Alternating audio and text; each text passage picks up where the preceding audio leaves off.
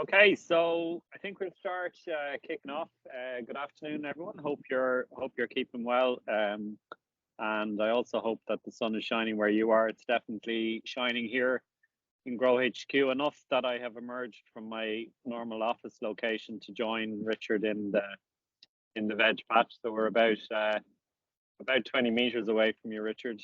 You're in the lovely warm glass house. I'm sitting under the stretch tent. Yeah, Not I'll quite let you so have a warm. key for it eventually, Mick, if you're nice to me.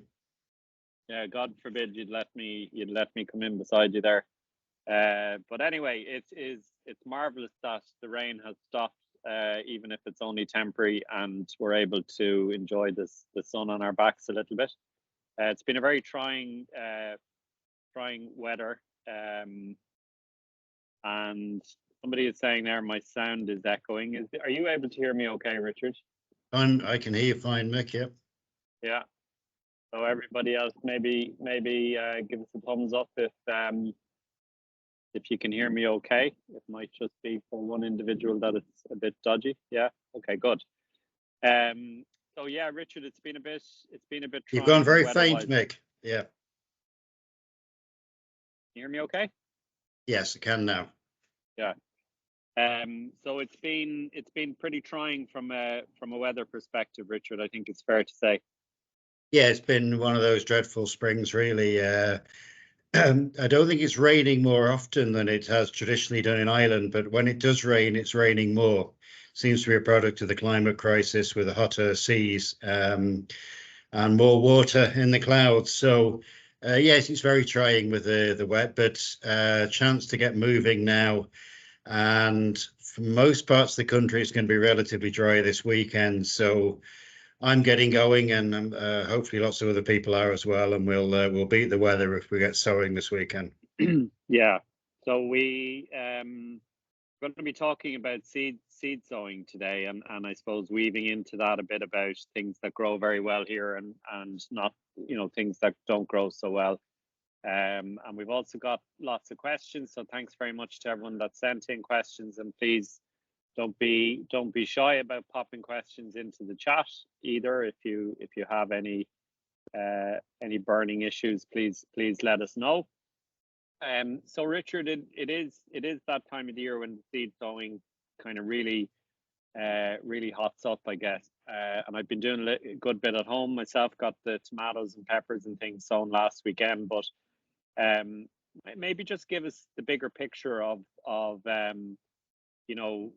how we go, what we're sowing, I suppose, and how we go about it at this time of the year, because it's mainly too cold to be planting or sowing things outside directly, but there are a few things we can start with, and obviously we can get things going inside in a greenhouse or inside in the house for transplanting out later on. Yeah, well, there are some crops that you can't transplant, but generally growing is easy if you put things outside at the right time of year, and particularly for people who are new to gardening listening, wait until the season for everything. For instance, you could sow carrots now and they will germinate eventually, but they'll be very hard work because you're competing with the slugs, fungus diseases and the cold weather. If you waited a month, carrots sort of grow themselves as long as you keep the root fly off them.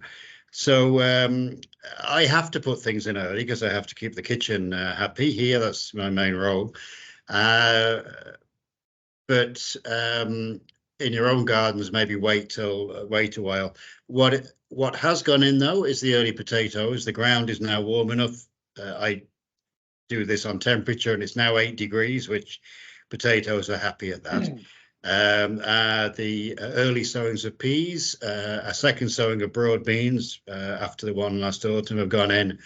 Our onions that were raised in the glass house have gone out. Our early transplants of kale, all hardy things that can cope with cold weather, all gone out under cover. But there's certain things like tomatoes, peppers, all of the things that you need to have a tunnel for, really. They're comfortably going on heated mats now. So it's a busy time of year, but don't be in too much of a hurry to sow direct. And if you want to keep gardening simple, sow everything direct. Yeah. And we obviously, in front of you there in the greenhouse, you've got a heating mat, so you're starting things off with a bit of heat underneath them to help move them along. Is that still important for people?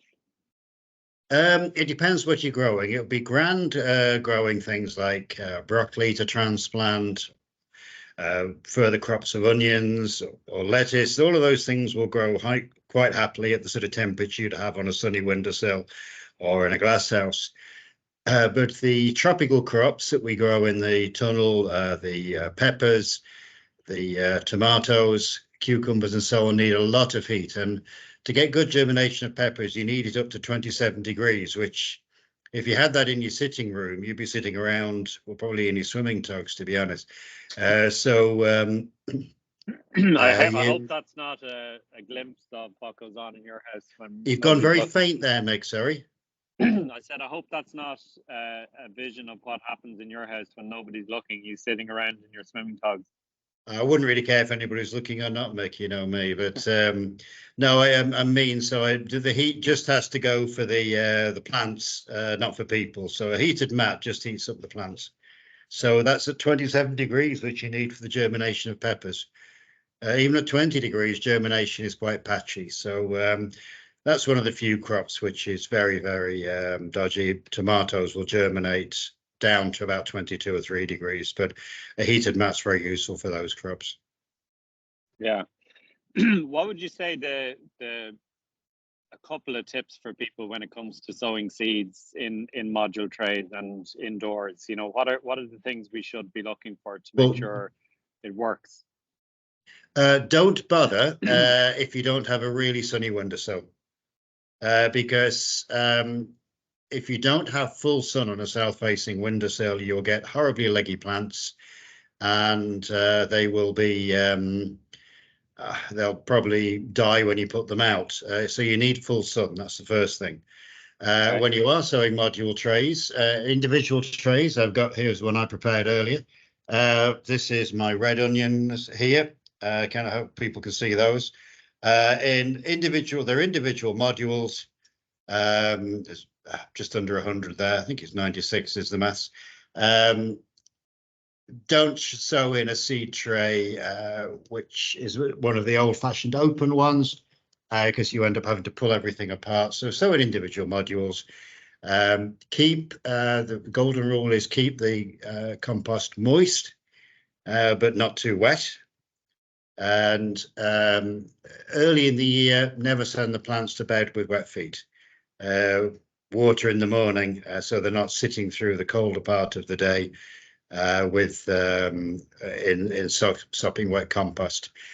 And make sure you use a good quality seed compost. Remember, when we're talking compost, we mean growing media. This is very different from the compost we create with our food waste and so on here. Nothing to do with compost you add to the soil.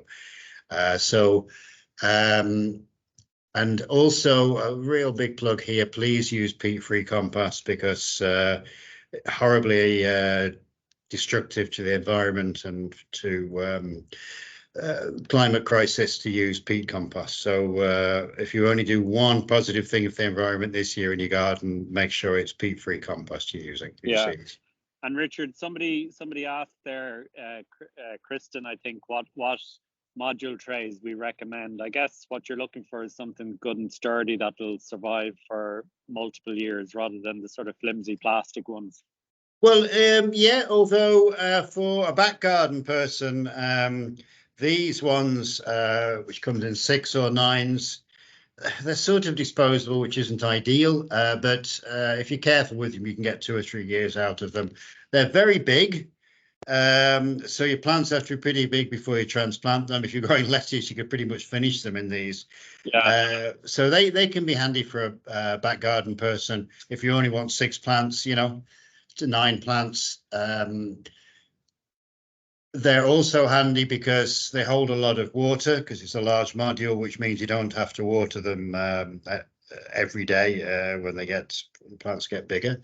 The ones I showed you a moment ago, they're a good size module for most things, but there's 96 in those trays, so I've seen people, back garden people, so 96 lettuce, and I think my maths is right. I should work that out before I came on air, shouldn't I?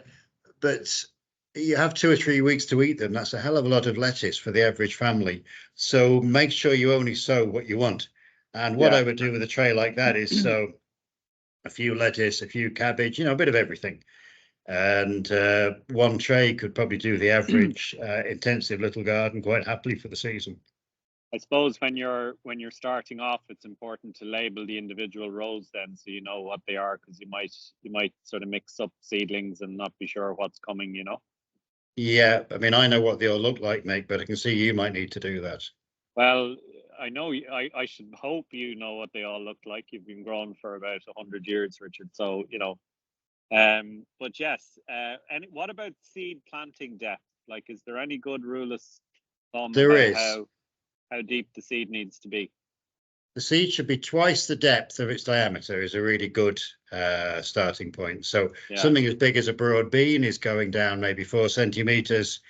Something really fine like onion seed is going to go down 0.5 centimeter, So, and Richard, here's a question that's always bothered me. You read in gardening books sometimes that lettuce and celery need light to germinate, so you don't cover them with compost after you've sown them. Is that true, or what do you think? that's people who've been repeating the same thing from gardening books for a long time. When I went to college in my younger days, quite a while ago, there was an exam question to have sometimes. One variety of lettuce still needed light. I can still remember Grand Rapids. I mean, I bet you've never seen that in a seed catalogue. So it's been bred out. Certainly if you're growing flower seed, now really do some research on that, because flowers often do need light. Celery, I think you get a better germination if it's only a really thin covering of compost, because they're very fine seed anyway. So really fine, so some light rays are getting through. But certainly lettuce is irrelevant now, but it wasn't 40 years ago. And celery and celeriac the same then? You can put there's a slight, I think there's a slight advantage in getting light on them, but you only, because they're so fine seed anyway, I put the very thinnest covering, just carefully putting a very thin covering on top, and they're probably going down less than 1/4 centimeter, probably more like 1/8 centimeter covering on them. Okay. And then some light is getting through. Denise is asking about recommending a good peat-free compost. I know we use Plasman here in Grow HQ. Yes. And use it at home as well. Yeah, I've had great results from that, to the extent that when I trailed it maybe 4 years ago, I had better results in the Klausman than I had in the peat compost. So it was no hassle at all, apart from an extra euro a bag, which accounts seem to find for me here. The results are great. So Klausman, there's probably others on the market, but I found that very successful. Yeah, and I have as well. And I Denise, I've had a similar problem with some of the peat-free ones that you get in garden centres and things. They aren't always brilliant. So I think it is your instinct to get a good one is good. Your plants you're on a hiding to nothing if you have poor quality seed compost. Yeah. Get it for the sake of the extra euro or two. Get a good one. Yeah. All right. So let's have a look at some of the questions here. So we had a question from Caroline around the best time to put tomatoes out in the greenhouse. So I'm assuming she means she started them off in the house, maybe. And she's wondering when to plant them out. I mean, I only sowed my tomatoes last weekend. I've finally taken Richard's advice on board, which he's been giving me for many years, that I was starting my tomatoes too early. But in my defence, I was always very eager to get things moving. But you're a premature germinator. Not even going to comment on that. So talk to me about timings then, Richard. Yeah, with timings, any sort of commercial grower works backwards. And the tunnel isn't warm enough for tomatoes really to do well until at least mid-April, maybe the 3rd week in April. depending on the weather. It's a very variable time of year. If you get a cold spring, they can be hard work. So sowing them about now and then get a plant a month old. I sow the transplant straight out of the modules. I don't do all of the potting on and everything. Straight out after our salad crops come out. If you have a glass house like the one I'm sitting in now, you can go from early April transplanting, because a glass house is a little bit warmer than a polytunnel. But don't try and get anything any earlier than that, because the plants get a setback and they get a bit chilled, and they go sort of, the leaves go a bit bluey purpley, and they look very unhappy with life, and then you have to work quite hard to get them to want to grow again. Yeah, they never really recover from that. Sure, not completely, no. Yeah, It's, I mean, like any young animals or young people, if there's a sort of health setback in early life, it can knock on through the life of the plant. yeah. So don't be in too much a rush to go early, and have the tunnel nice and warm, and don't vent the tunnel when you want a tunnel with doors, and you keep them shut unless there's a good reason to open them. Yeah. So this can be a problem for people who aren't by their tunnels all day like I am. They want to open them before they go to work and shut them when they come back, which is understandable. If you're going to have to do that because you're a busy working person, then I'd suggest you leave it a couple of weeks later, because they'll get very cold first thing in the morning and late in the evening with people's normal working day. Yeah. So you get away with that come the beginning of May. So here's an interesting thought, Richard. Am I right in thinking you sowed your tomatoes in the last week or so as well? Well, as ever, I sowed mine 3 or 4 days before you, Mick. It's coincidence, that really. It always seems to happen. Okay, so you sowed yours direct in the module trays. I've sown mine into pots, and I'll be transplanting them into module trays. It might be interesting to check back in our next month and see who's are doing the best. Yeah, I'm happy with that. And I've said that publicly now in front of like all the people on this call. So that's going to be very embarrassing if I don't actually win that particular. Yeah, I started modules because any transplanting, which brings us back to what I said initially about the starting things, directly in the soil outside. Any transplanting checks the plant to some extent because you're always damaging the roots. So pricking out will set the plants back a bit. But if you do it carefully, then not too much. The whole point about pricking out is if you have limited hot space, effectively, heated space, so you can have a small pot of tomatoes and then you can prick them out, and the highest temperatures needed for germination, then you move them on from that when they're a bit hardier. Yeah. So that's the purpose of, if you have I would never bother doing that unless my propagating area was limited. I have to confess though that I really enjoy the process of pricking out tomato plants. Like it's always one of my kind of highlights of the growing year. So there's partly that. There's another question here. Well, I suppose you can afford for gardening to be fun rather than productive. So yeah, exactly. There we go. It has to be fun for me, otherwise I like eating the food as well, of course. So another question then from Colette about sowing carrots successfully. So that's a really good question, because they are one of the ones where you have to sow them direct. They don't do well transplanted. No, they'll fork. They're picky enough though as well about their conditions that you sow them into, aren't they? So what are the tips there, Richard, to make sure? It's a bit early for them still though, right? Yeah, I'll be getting some in later next week, but that's because I have to, so we have something interesting on the menu here. But I would leave it till the soil's about 10 degrees, which for most parts of the country have been 2 or 3 weeks' time. Then carrots do a lot better. Put them in at the right spacing, not too deep, they're small seed. The tiniest little pinch across a bed, put the rows in 6 inches apart, and it's virtually all beginners will put in literally hundreds of seed in 1 meter of row. and you only want one plant maybe every 4 centimeters. So you're going to be pulling out the vast majority of them if you do that. So Yeah. sprinkle them in quite lightly and then thin quite early. What as they're germinating, watch for slugs. Slugs love baby carrots. And then thin them early and have them covered for the carrot fly. Carrot fly are no longer deterred by things like garlic growing next to them or anything really. The only way of keeping them out, unless you want to use insecticides, then is to put a net over them, bionet. Yeah. And if you keep the bionet down nice and tight, then you won't have carrot fly on them. But they'll find any little hole in it, so make sure it's held down nice and tight. Yeah.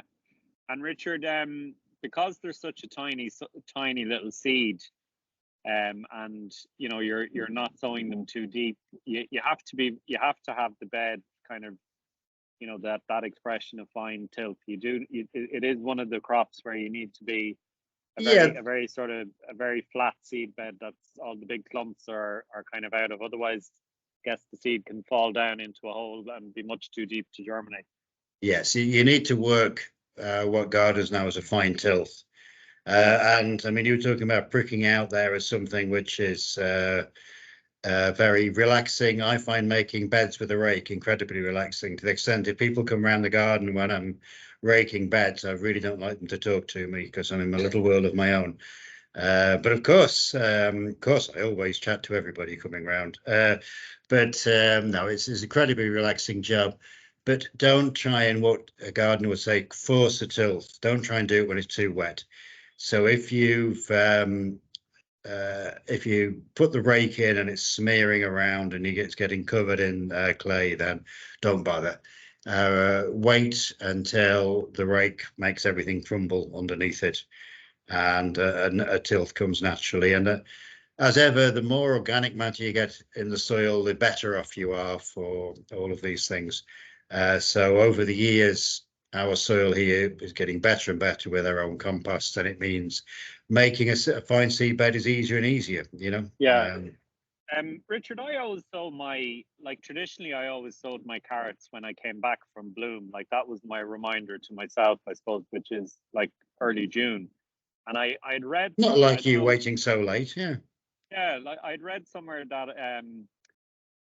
if you sow them that late, like number one, germination is more reliable, the temperatures have warmed up and all that. Yeah. But number two, that you miss the first flush of the carrot fruit fly. Would that be correct, do you think? That was a traditional thing. It's certainly very true, sorry, that the warmer soil makes it easier, telling people wait at least April, but you can happily sow carrots into the beginning of July. One year I did a trial how late it could go, and I had lovely salad carrots in November from an August the 20th sowing. Wow. That was a particularly mild autumn, but so that was extreme. But you can certainly go into the beginning of July and get nice carrots. So yeah, that would, after bloom, would work fine.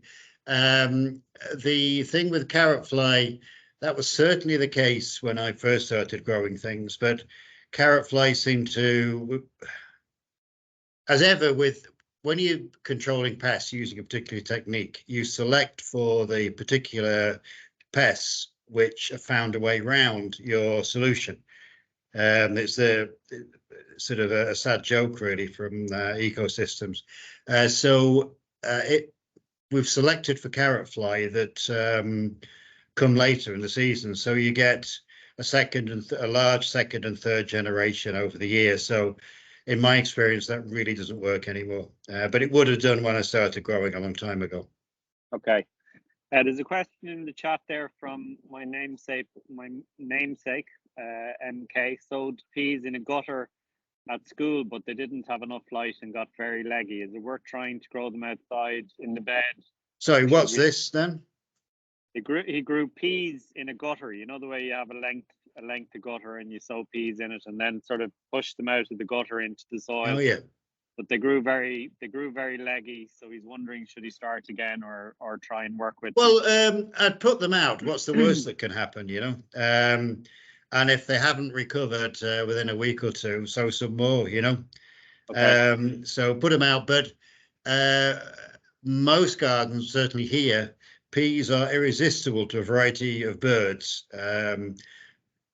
Here being near the estuary, we have seagulls as a major problem. They pull them all out of the ground. Pigeons will also take them, rooks will take them. So make sure that you have them covered. Most areas you need to cover from the birds. David asks, what's the best use of a cold frame? Good question, that, because like it's kind of not something I've ever done at home. So what would you use a cold frame for? You can use them for starting seedlings. You know, they'll be warmer than outside. Traditionally, you'd use them in the middle of the summer for low-growing summer crops like pumpkins, or you could try melons if you're lucky. One use for them traditionally, which is something I'd have been trained to do from a very early age, is hardening up. Now, I stopped hardening anything up about 15 years ago. I read various scientific papers produced by research Explain what it stations. is, Richard, first of all. Hardening off is you go with your plants, you go in, out, and shake it about. Essentially, you take them out the tunnel during the day, put them back in the tunnel at night. And the idea is you're acclimatizing them to colder weather before you transplant them. Over about 3 years, I did trials comparing taking them straight out the glass house and putting them in, with putting them out and bringing them in and putting them out and bringing them in. And the ones that were hardened off did less well than the ones transplanted straight out. So that was a traditional use of a cold frame. There were plants were stepped down from the glass house into the cold frame, then into the garden. But I really wouldn't bother doing that anymore. I think it's actually counterproductive. So I've not hardened anything off in 15 years now. So don't bother with that. Okay. And also, cold frames can be very handy for cuttings and so on. That's what they've been used in our gardens when I was younger. Putting cuttings in, hardwood cuttings over the winter and so on. You can do that. Or you could put various things you want to keep the worst of the frost off. You know, they're very useful. And as I say, you can start all your seed trays off in them if you want to as well. Yeah. Anya asks then about pea and bean seeds that are going in her tunnel, that are going moldy rather than germinating. Everything else is working fine. She doesn't believe the soil is too wet. Any ideas? Yeah, they can have a tendency to rot. If there's very fresh organic matter gone into them, that can make them rot. If the seed is anyway damaged at all going in, and the hard seed coat is damaged, the peas like to be watered heavily to begin with. You know, like when you're soaking peas or beans to make dal or something with them. They absorb lots of water over the first 24 hours. So they need to be wet initially, but then keep them on the dry side a little bit. Once they've absorbed the water, heavy watering to begin with, and then they should do fine from that point on.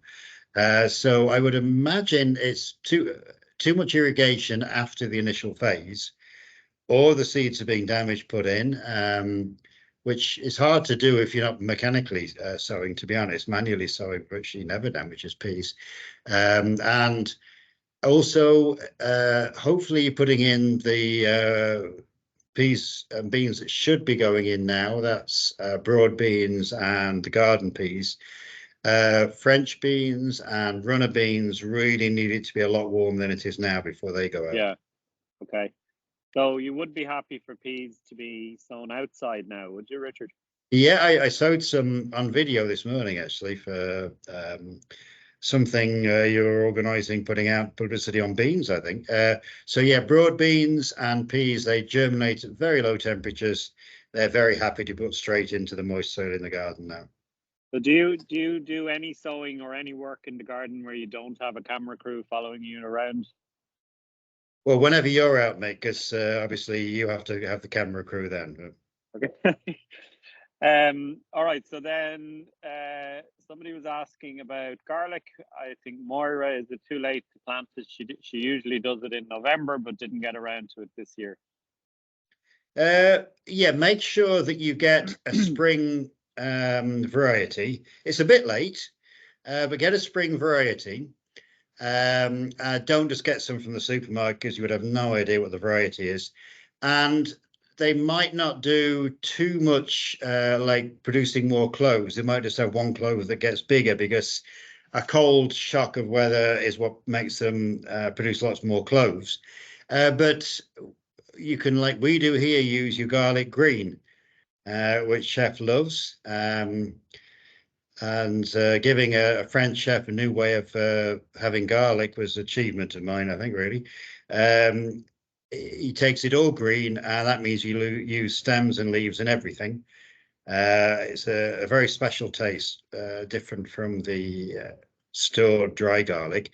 And so even if it doesn't actually produce lots of cloves, it'll produce a nice thick clove and lots of green leaves. So yes, you can put it in now if you want to. Okay, so somebody asks then about the best pepper, sweet and chili pepper varieties to grow in Ireland. Just from my perspective, Sheila, I grow I always grow jalapeno peppers so I can pickle them for having the fridge for pizzas and things. I know Richard's a big fan of Hungarian hot wax. Any other varieties, Richard, you'd be? Yeah, for chilies, I've had good yields from Ring of Fire, and that's the other two chilies chilies stroke peppers you mentioned there are mildly hot, but Ring of Fire is Ring of Fire it's nearly too hot though, Richard. I've grown it and like a tiny it depends how man you centimeter are, of Mick, it. really. You know, I love it. I think it just blows the head off you. Like I like a hot chili, but I just think it's too hot. Like Depends on the culture you're from, really. I used to like to play a joke with students of giving them Ring of Fire to nibble. Not people who come here on Saturday and Sunday courses, I hasten to add. yeah, I think I'd be fired for doing that. But I gave one to an Irish guy of Indian heritage, and he nibbled it and said, "Yeah, that's quite hot." Pulled another one and started eating that as well. wow. So it does depend what you're used to. And I mean, I like very hot food, and I like that flavour. But be careful, to put it delicately, if you go to the bathroom after chopping it. Yeah, My kids still I remember the story of the screams coming from the bathroom. I So I think it needs a rebranding. Ring of Fire chili. That would be my main takeaway from that discussion. right. In terms of sweet peppers, for some reason, which I've never got to the bottom of, I found conical varieties, much better in the Irish climate than the bell pepper shape. They taste the same, but actually the conical peppers are becoming increasingly common for sale in supermarkets now. Yeah, And you seem to get a much better yield, and they're far less susceptible to the fungal rots and things you can get. They're in a cold tunnel, an unheated tunnel. Sweet peppers are very much on the climatic limit. And last year, because it was a dreadful summer, hopefully we're better this year, very poor yields, even of conical ones. But virtually nothing from the bell peppers in our cold tunnels here. The glasshouse, okay. yeah, But you stand a much better chance of getting a good yield with a conical variety. yeah. So Mike is asking an interesting question.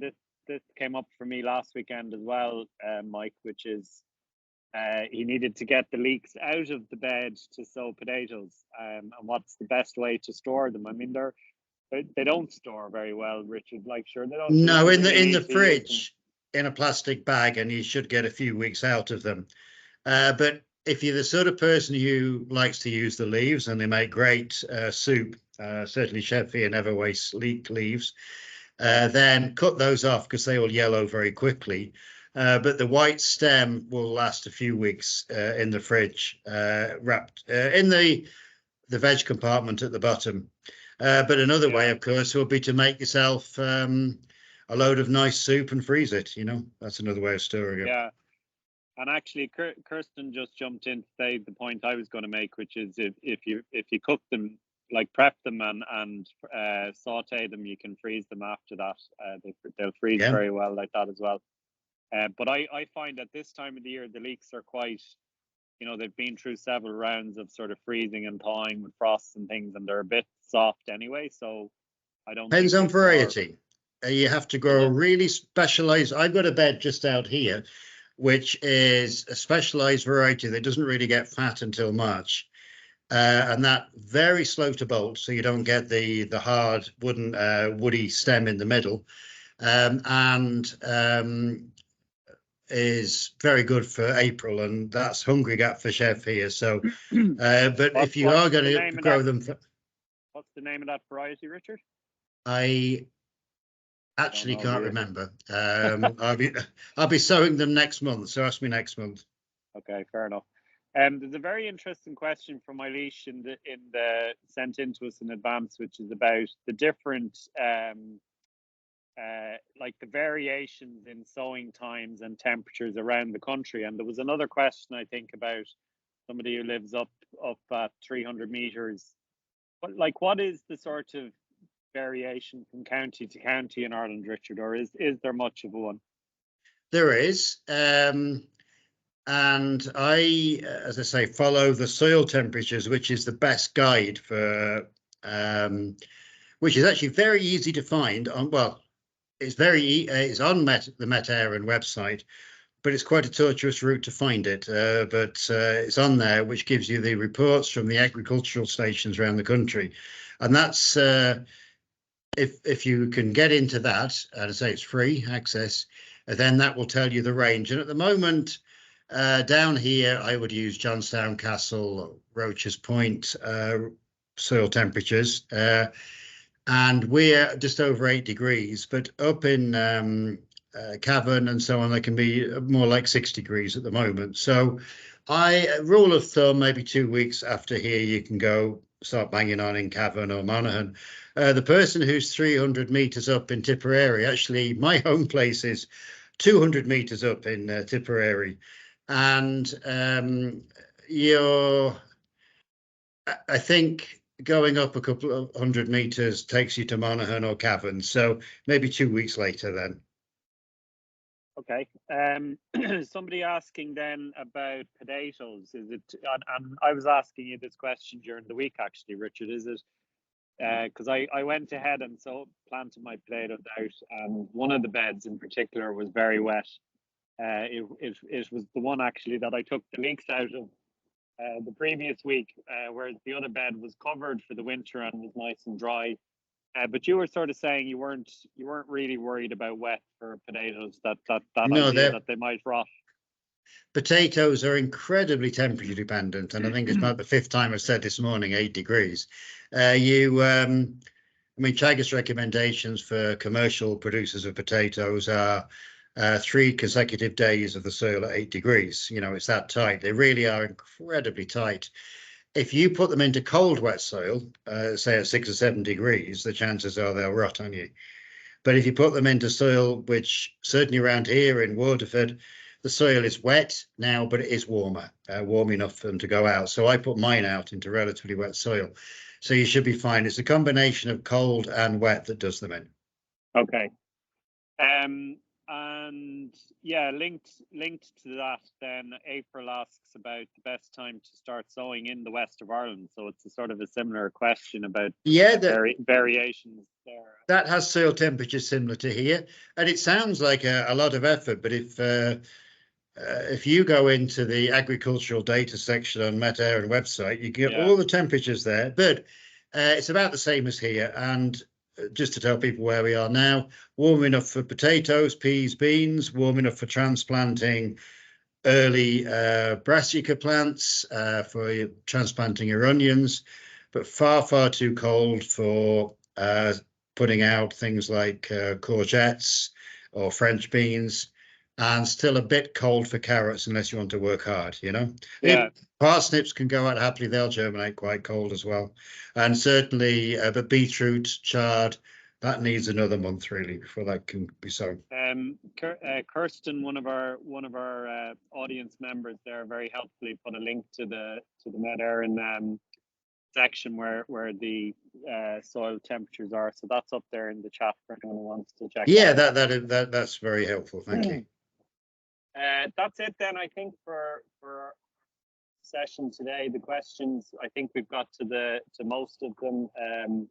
But thanks a million to everybody for coming along, and thanks for contributing. Thanks to Susanna, who was managing things back of house there, and thanks, Richard. I hope you're lovely and warm there in the tunnel. I'm freezing my ass off out here. Well, I nearly got down to my swimming tugs there, but thankfully it only went on for 45 minutes, so you're safe. Yeah.